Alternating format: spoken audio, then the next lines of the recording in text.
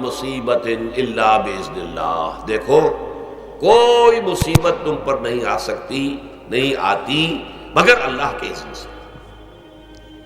وَمَن يُؤْمِن بِاللَّهِ، اور جو شخص اللہ پر ایمان رکھتا ہو، یہدِ قلبہ، اللہ اس کے دل کو ہدایت دے دیتا ہے، اس کے دل کو سکون عطا کر دیتا ہے، وہ راضی برضائے رب ہو جاتا ہے، اس میں شکوہ نہیں رہتا، اس میں شکایت نہیں ہوتی، اس میں تلخی نہیں ہوتی، کیوں ہو گیا، کیسے ہو گیا، کیوں ہو گیا، نہیں ہونا چاہیے، نہیں دیتے۔ یہ سارا جو پیچ آدمی کھاتا رہتا ہے نا اندر ہی اندر، وہ جو پیچ کھا رہا ہے، یہ سب پیچ سے نجات نہیں گئی۔ برو کشید سے پیچا کے ہست و بود مرا، چے اقدہا کے مقام رضا کشود مرا۔ یہ پیچ کھانا جو ہے، پیچا کے ہست و بود، اس سے اللہ تعالیٰ نے مجھے نجات دے دی ہے مقام رضا کے ذریعے سے۔ کتنے بڑے بڑے عقدے میرے حل ہو گئے اس مقام رضا سے، چے عقدہا کہ مقام رضا کشود میرا، میرے تو بہت سے عقدے اس سے حل ہو گئے۔ اس حوالے سے ایک موٹی بات تو یہ ہو گئی، لیکن اب اس کو 3 حصوں میں تقسیم کیجیے۔ پہلی بات یہ کہ یہ اللہ کی طرف سے آزمائش کے طور پر آتی ہے۔ آزمائش، میرا بندہ اس پر صبر کرتا ہے یا نہیں، یا میرے خلاف بکواس کرنے پر آمادہ ہو جاتا ہے۔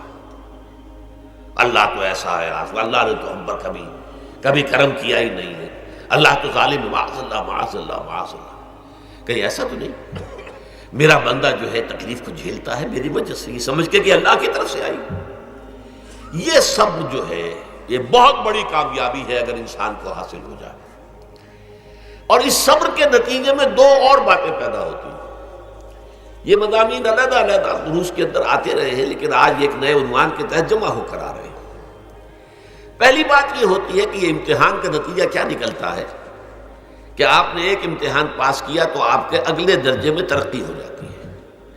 5ویں کا امتحان پاس کر لیا نا تو 6ٹھی میں جائیں گے، اب 6ٹھی کا امتحان پاس کریں گے تو 7ویں میں جائیں گے، 7ویں کا پاس کریں گے تو 8ویں میں۔ درجہ بدرجہ انسان کی دینی، ایمانی اور روحانی ترقی کا ذریعہ یہ آزمائش ہوتی ہے۔ جتنا اس میں صبر ہوگا، جتنا اس میں تسلیم و رضا جو ہے آپ حاصل کرتے جائیں گے تو آپ کے درجے بلند ہوتے چلے جائیں گے۔ آپ کا امتحان کڑے سے کڑا آئے گا، بڑے سے بڑا آئے گا، مشکل سے مشکل تر آئے گا۔ ایک وقت میں ایم اے کا امتحان بھی آپ کو دینا ہوگا، ایک وقت میں ہو سکتا ہے پی ایچ ڈی کے لیے تھیسس آپ لکھیں، پھر اس کے اوپر جو ہے ٹیم بیٹھی ہوئی اور آپ سے وہ بحث کرے، جرا کرے آپ سے، وہ بھی کرنا ہوگا۔ لیکن یہ کہ اگر پرائمری ہی میں فیل ہو گئے تو اس کا سوال ہی پیدا نہیں ہوتا کہ کبھی آپ ایم اے کا یا پی ایچ ڈی کا تھیسس بھی لکھیں۔ اور اسی کو دوسرے انداز میں کہا گیا ہے قرآن مجید میں، وَلِيُبْلِيَ الْمُؤْمِنِينَ مِنْهُ بَلَاءً حَسَنًا۔ اصل میں ابلا کہتے ہیں، بلا یبلو جو ہے عربی زبان میں آتا ہے آزمانا۔ خلق الموت والحیات لیبلوکم ایکم احسن عملا، یہی معنی ابتلا کے میں، ابتلا یبتلی آزمانا۔ ابلا یبلی جو آتا ہے باب افعال سے، اس میں آتا ہے کسی کو کسی تکلیف میں ڈال کر اس کو نکھارنا، کہ اس کا جوہر نکھر جائے، اس کے اندر جو خیر ہے وہ اور چمک جائے، لوگوں کو بھی معلوم ہو جائے کہ یہ شخص اس مقام کا اہل ہے، اس کے اندر یہ صلاحیت ہے، اس میں یہ قوت موجود ہے۔ تو یہ گویا کہ اہل ایمان کی صلاحیتوں کو نکھارنے کے لیے اور ان کے درجات کی ترقی کے لیے بھی اللہ تعالیٰ دنیا کے اندر یہ مصیبتیں اور امتحانات جو ہیں آزمائش کے حوالے سے افراد پر بھی اجتماعی طور پر بھی لاتا ہے۔ اور ایک اس کا اور بھی ہے، اہل ایمان پر اس طرح کے ابتلاء و آزمائش کی ایک نوعیت اور بھی ہے، اور وہ یہ ہے کہ جو بھی آپ سے غیر ارادی طور پر، یا یہ کہ آپ نے کوئی گناہ ارادی طور پر بھی کر لیا، اللہ تعالیٰ اس کی سزا اسی دنیا میں دے کر آخرت کی سزا سے محفوظ کر دیتا۔ گویا کہ اس سے بڑا خیر کیا ہوگا؟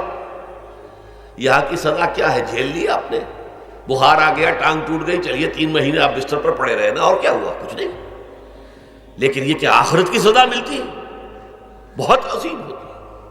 لہذا کفارہ بناتا ہے اللہ تعالیٰ گناہ، ان جو بھی گناہ ہو گئے ہیں، غلطیاں ہو گئی ہیں، ان کا کفارہ اللہ تعالیٰ بندہ مومن کے لیے، حضور کی ایک حدیث ہے، اس کا متن مجھے اس وقت یاد نہیں ہے، کہ مومن کا معاملہ عجیب ہے، اسے کوئی تکلیف پہنچتی ہے صبر کرتا ہے، وہ اس کے گناہوں کا کفارہ بن جاتا ہے، اور اگر کوئی خوبی ملتی ہے تو اللہ تعالیٰ کا شکر ادا کرتا ہے، اس کے درجات بلند ہو جاتے ہیں۔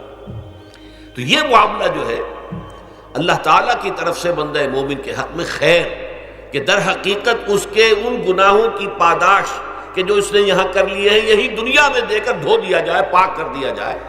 جیسے آپ کو معلوم ہے دھوبی جو ہے کپڑے کو بھٹی میں چڑھاتا ہے، گرم پانی میں ڈالتا ہے کہ ڈالتا ہے تاکہ اس کا میل نکلے، اس کے آگے پٹکتا بھی ہے ذرا اس کو تاکہ وہ میل اچھی طرح چھٹ جائے اس سے۔ اسی طرح اگر دنیا میں ہمارے میل چھٹ جائیں، دنیا میں اگر ہمارے گناہ دھل جائیں تو یہ بڑے نفع کا سودا ہے، بڑے نفع کا سودا ہے، بڑے نفع کا سودا ہے۔ اس اعتبار سے آپ غور کیجئے کہ اگر یہ حقائق ہمارے سامنے رہے تو کیا کوئی تکلیف دنیا کی ہمیں بھاری محسوس ہوگی؟